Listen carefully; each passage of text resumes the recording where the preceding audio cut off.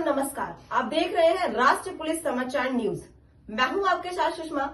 चलिए बढ़ते हैं कुछ खास खबरों। प्रयागराज में आयोजित हो रहे कुंभ मेले को लेकर बड़ा दावा किया गया है। बरेलवी विचारधारा के मौलाना शहाबुद्दीन रजवी ने कहा कि जिस पर 54 बीघा जमीन पर कुंभ मेला आयोजित किया जा रहा है वह वक्फ की संपत्ति है।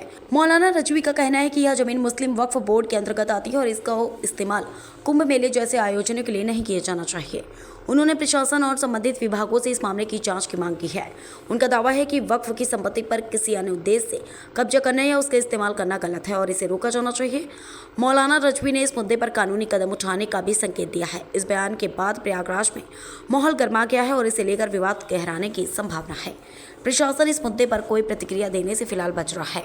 यह मामला धार्मिक और सामाजिक दृष्टिकोणों से संवेदनशील है और दोनों पक्षों से संतुलित चर्चा की आवश्यकता है ताकि समाधान निकल सके।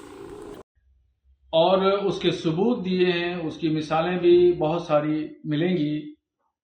और कुंभ के मेले में जिस तरीके से अखाड़ा परिषद, नागा सन्यासियों ने और स्वामी बाबाओं ने मुसलमानों के प्रवेश पर प्रतिबंध लगाया, उस पस मंजर में अगर देखें तो खुद प्रयागराज के जो मुसलमान हैं उनमें से एक सरताज नाम के हैं, उन्होंने इस बात की जानकारी दी और कहा, एलानिया तौर पर इस बात को कहा कि जो जमीन है, जिस जमीन पर, जमीन के बहुत सारे हिस्से पर जो शामियाने तंबू वगैरह लगाए गए हैं, इंतजामात किए गए हैं, मेला लग रहा है, ये वक्फ की जमीन है और वहां के मुसलमानों की जमीन है। मगर दरियादिली देखिए मुसलमानों की कि मुसलमानों ने कुंभ के मेले की तैयारियां, शामियाने और पिंडाल, रोड और सड़कें और खड़ंजों पर कभी मना नहीं किया कि यहां पे मत लगाइए। और तंग दिली देखिए अखाड़ा परिषद के लोगों की कि वो लोग जो है वो मुसलमानों के प्रवेश पर वहां पे ठेला लगाने, खोंचा लगाने से भी मना कर रहे हैं कि वहां कोई भी मुसलमान एंट्री नहीं करेगा।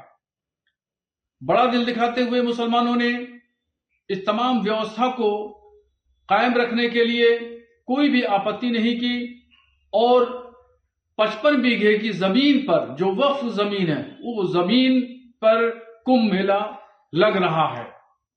तो ये तमाम चीजें जाहिर करती हैं कि कहां से कौन तंगदिली, छोटे दिल का मुजाहरा कर रहा है और कौन लोग हैं जो बड़े दिल का मुजाहरा कर रहे हैं। इन तमाम चीजों को बहुत गौर से साधु संतों को सोचना चाहिए। वहां के जो जिम्मेदार लोग हैं उन लोगों को इस पर गौर करना चाहिए।